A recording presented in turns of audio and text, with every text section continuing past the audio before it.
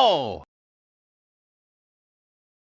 Hotline Miami is a strange game to say the least, from the surreal story to the over-the-top 8-bit gore, and what the series is known for, animal masks. Each one has their own name and ability, and I'm counting down my 10 favorites from both the first and second game. These will be based on how fun the masks are, how useful they are, and in some cases how interesting they are. And in some cases, how interesting, how fun, and how useful they are all together. Also bear in mind that this is my personal take on the list. I suck at the game, but I believe I know the mechanics well enough to give my own opinion. My opinion is opinion, not a fact. And let me know what your favorites are down below. Anyways, I'm rambling on too much. Let's start the video with number 10.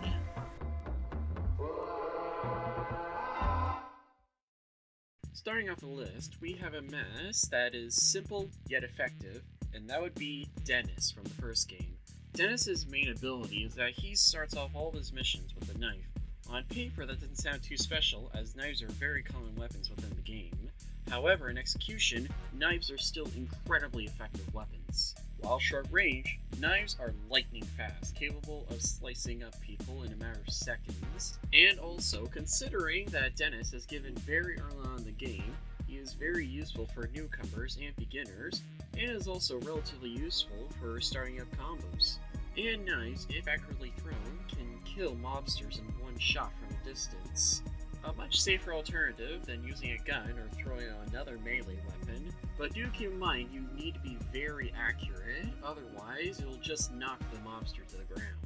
And if it is an accurate headshot, you will lose the knife, so be careful about that. This leads into a bit of an issue for Dennis, in that weapons, like any kind of weapon at all, guns, knives, melee weapons, this sort of leads into a bit of a problem with Dennis, in that knives are not the be-all end-all weapon of Hotline Miami, and in some levels, knives are not ideal at all, like Chapter 8 or Chapter 11.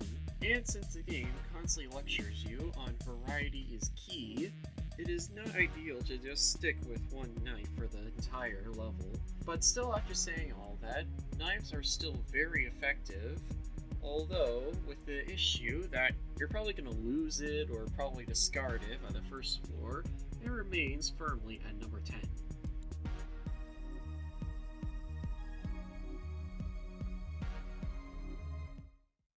Moving on to number 9, we transition from the first game to the second game, enter the fans, and in this entry's case, Mark. Much like how Dennis starts off with his own weapon, Mark starts with his own weapon too, or weapons in this case, dual machine guns, and boy oh boy, they rip through enemies. The machine guns have twice the amount of ammo the typical Uzi has, and oh yeah, he brings additional ammo with him. Only 1 out of 2 people that actually do it. Already gives it a huge leg up compared to other guns in the game. And also, he can do this. It's okay, it's not super useful, but in the times where it is useful, it is a lot of fun to pull off. Dez and Troy are high contenders for some of the best guns that you can have in the game. However, like all guns, you're inevitably going to run out of ammo, and with these ones, you can't even throw them once you're out. They're leaving you a standard character like Jacket. Even so, I'd say he's one of the better characters with their own starting weapons, and the more I think about it, I think he's just a superior version to Dennis in nearly every way, as he's going to be a lot more useful than a simple knife.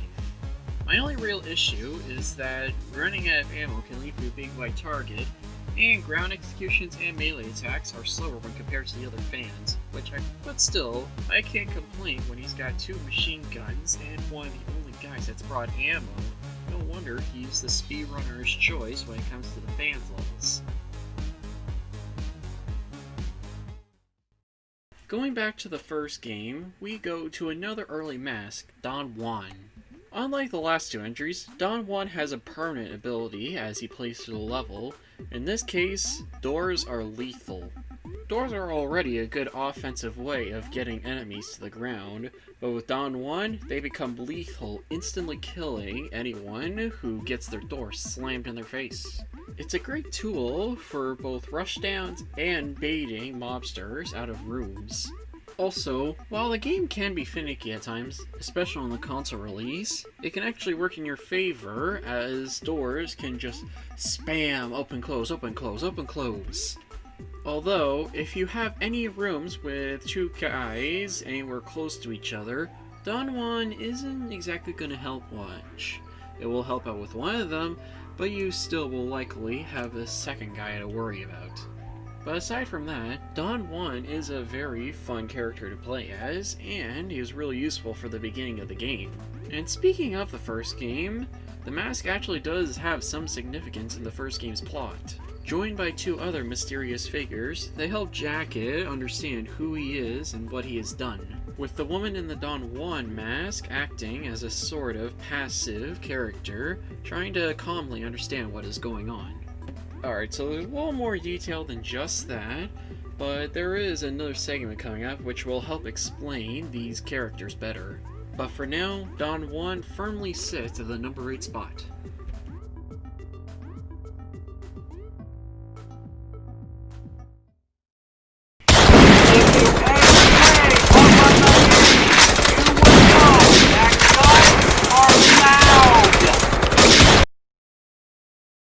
Okay, you can turn your volume back up now.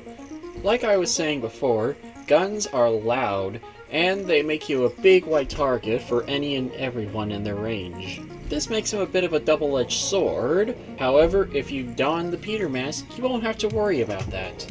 While not acting specifically as a silencer, it greatly decreases the volume of guns. This alone makes guns a lot more viable in the game, and makes certain situations like dealing with those tubby and chubby a lot less painful. And it's also great for those mobsters that just happen to be in the one area where you can't really hit them with a melee weapon. It's a fan favorite amongst most Hotline Miami players, but oddly enough myself, I barely even use it. Don't get me wrong, it's still a great mask to use, and I will not deny its popularity, but I will say that given that it's so late in the game, and oddly enough, right after a chapter which uses a lot of guns, so it doesn't provide too much use in the campaign itself. In the post-game it's alright, but you have better options to deal with. But still, I'm getting sidetracked. The Peter mask is the ultimate mask for any sort of gun gameplay in the first game, and he more than earns the number 7 spot on the list. Not much can be said, to be honest. He's very straightforward. I've mentioned before with certain characters like Dennis or Mark on how certain abilities can bring out a lot of combos. However, if you really want to go for combos, you don't go for them, you go for Zack. Zack's primary ability is that he extends the combo window by a large margin, which makes combos much easier to obtain, and it can help rack up some huge points. This brings up an interesting problem, not with Zack himself, but with the game as a whole, as masks are quantity over quality, and certain masks are just going to be abandoned as soon as you get them. Fortunately, however, he doesn't have to worry about this issue. While given at the very end of Jacket's campaign, he more than makes up for it in the post-game. I like to think of him as the completionist's best friend, as he makes getting A+ a lot easier than other masks. It's also a whole lot of fun to see how high the combo meter can go before it eventually runs out. And that's what helps separate Zack from other masks, like Dennis or Peter. While they are more technically useful, I find coming back to Zack a lot more fun, and a lot better when going for all the A+ and levels. But do keep in mind though, Zack is only as good as the player itself, and if you end up dying a whole lot, Zack won't do much for you as he is heavily dependent on the player's skill level. Granted, a lot of the levels in Hotline Miami boil down to trial and error, but that's what helps him excel as a post-game mask rather than a mask you get along the campaign. Now you know what's coming ahead, and you can properly plan out an attack. Not a bad mask by any means, but what barely gets him out of the top 5 is that the other masks are much more significant to the story and have more features that are more fun and useful to use overall.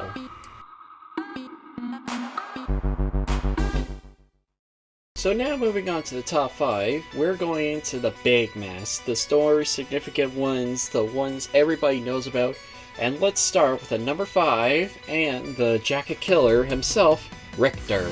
Richter is a huge player in both the first and second game. I'll start talking about his appearance in the first game. In the first game, he appears as a sort of shadowy, villainous figure in Jacket's coma, appearing rude in place of beard, and being the one who shot him and his girlfriend, sending him in the coma in the first place. However, the interesting part comes afterwards, where after Jacket wakes up from his coma and confronts Richter himself, realizing he's been receiving phone calls too. After this, Jacket lets him live, but also steals his mask. Which is actually a great thing, because Richter starts off with one of the best guns in the whole game, the Silenced Uzi. Fast and silent, capable of taking out almost any Russian mafia, but you're guaranteed you're gonna run him ammo just like that. Now we move on to the second game, where things get a lot more interesting. While he gets rid of his Silenced Uzi, he more than makes up for it with his significance in the story. Recalling his stories from 1989, he talks about his side of the Russian mafia killings. At first, the commands given to him were simple, but then they start becoming more serious, threatening his sick mother's life. The relationship with Richter and his mother is very touching and interesting, one of the most interesting parts of the second game, and I kind of wish this is what Jacket had with his girlfriend.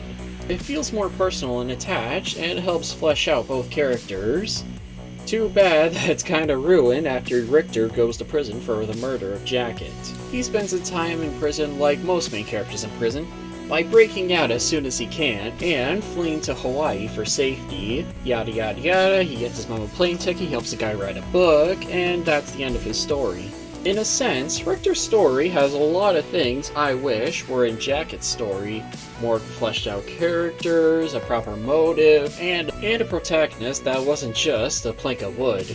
But I'm getting sidetracked here. This isn't just the first game's campaign. This is make Richter look awesome.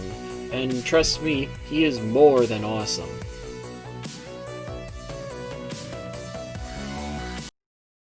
If you want to talk about story significance, nothing even comes close to the influence and the notoriety of Richard, the pseudo-mascot of the series. In-game, he's nothing special, and I mean that quite literally. He has no special abilities whatsoever. However, in the story, he's a lot more interesting. In the first game, you encounter him several times in Jacket's storyline, joined by the recently mentioned woman in a horse mask and man with an owl mask.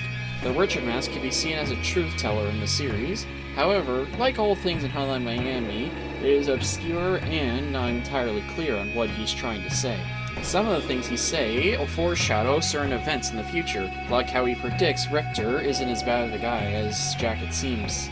And some clues are only left for us the players to figure out, like who is leaving answers on our answering machine. Richard, along with the other masks in these sections, can be seen as sort of apparitions or part of Jacket's mind as he goes through his coma. Now, how he started talking to everyone else in Hotline Miami 2, I can't tell you. The game does not explain it, and frankly, I don't think I should. In the second game, he talks with almost all the major characters in the game. He has a very similar role in this game, acting as a sort of truth teller.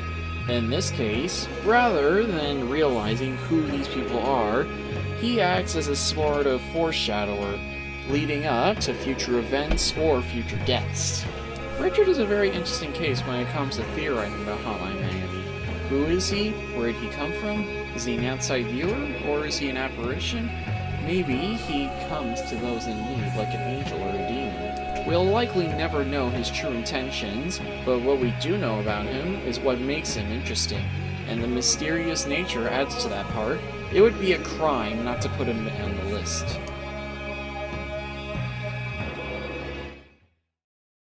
Taking a break from the story significant mask, we go to one of the most fun masks in the first and second game, Tony. Tony is as simple as it gets. Punch and they're dead.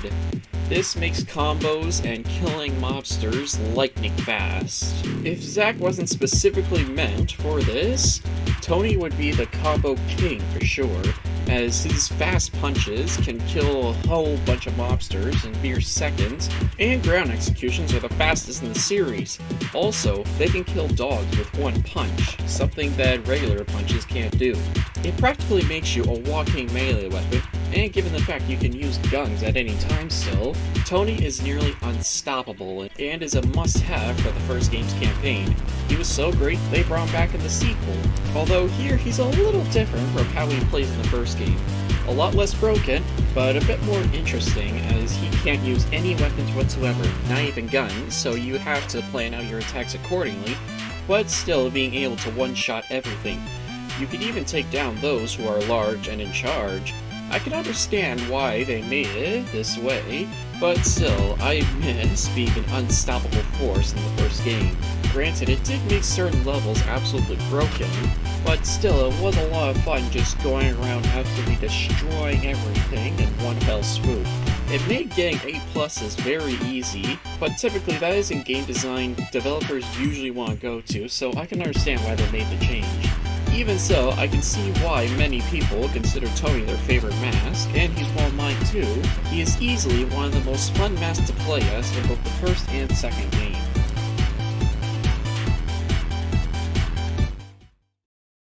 Just because I say Tony's one of the most fun masks in the game, that doesn't mean he's my ultimate fun mask in the game. Those masks would go to Alex and Ash, the only duo pair of masks in the game. Like Tony, they can't pick up any weapons, but that doesn't matter to them because they already have weapons. Ash starts off with a gun, while her sister up front starts with a chainsaw, the best exclusive weapon in the whole series. The chainsaw is fast, gory, and can take down the special enemies like the dogs and the brute in the suit, two of Hotline Miami players' worst nightmares. Meanwhile, her brother Ash follows her everywhere carrying a pistol, shooting anyone she can't cut up. The pistol can normally be found anywhere, but it's a good weapon for him as it's accurate and has lots of ammo. He can also sometimes be seen as a friendly ghost as he sometimes goes through walls and sometimes he just doesn't want to fight in combat.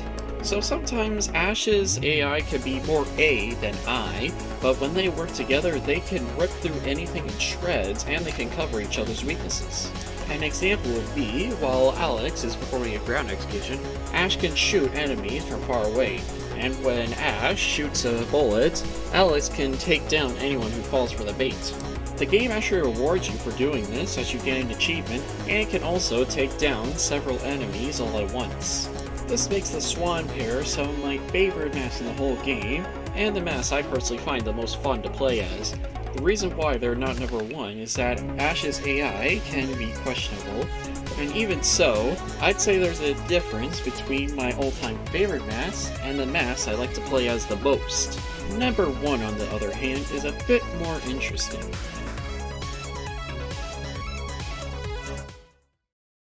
The reason why I say number one is the most interesting is not because he's the most fun, nor is he the most interesting, but I see he combines both in a way that makes him a best of both worlds. Ladies and gentlemen, Brandon. Brandon in the first game isn't anything too special. He's just a recolor of Tony, and he just uses an ability another mask already has. But playing him just once shows that he's the only mask you'll ever need for the post-game. Zack may be good for combos, Tony may be good for quick takedowns, but Brandon is lightning fast on his feet and can run across the entire map in mere seconds. He can even outrun bullets in some cases. It's because of this high speed that he's the ultimate mask for skilled players of the game. Sure, it takes a while to get used to, but when you do get used to it, he is the ultimate mask for the first game. Now moving on to the second game, where things get more interesting. Pull out your tinfoil hats and spoiler shields. This is gonna talk into some conspiracies about the game, and major spoilers for the first and second game, so if you haven't played either of them, I highly recommend you do now. So prior to the events of Hotline Miami 1, there is a conflict in Hawaii between Russia and America. Commanding jacket and beard for special ops missions, we meet the Colonel. Lover of alcohol and all things America, he has his doubts about the war, but he still has pride for his troops. Even after being promoted to Lieutenant General, he gets his alcoholism and his patriotism a bit mixed up into some weird results. Take for instance, right before Beard's final mission, the Colonel kills a panther, skins it, wears it as a mask, and then goes right into a soldier's tent, raving about how we are all animals, ready to kill each other at a moment's notice, all while wearing a mysterious symbol on his head, a circle with 3 lines. The Colonel may say he's just had too much to drink, but I think there's a little more to it than just that. So fast forward a bit, the Russians have won the war, a bunch of Russian immigrants moved to America, and now there's a huge Russian mafia problem in Miami. Sure would be handy if a certain group targeted the Russian mafia, telling all of its members to don animal masks and kill Russian mafia members themselves. I mean, there is a little thing called the Russo-American Coalition, specifically so Russians and Americans don't kill each other again.